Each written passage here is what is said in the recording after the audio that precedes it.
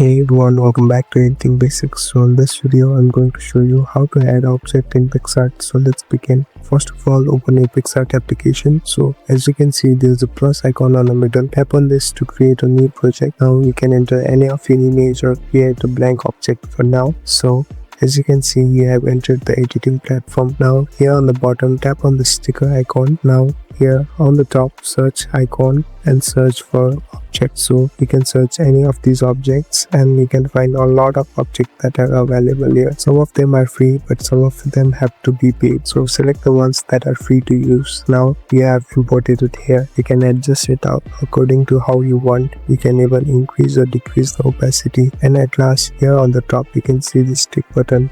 Tap on this tick button and you are done. So this is how you add object in Picsart. Thank you for watching. I hope this video helps you.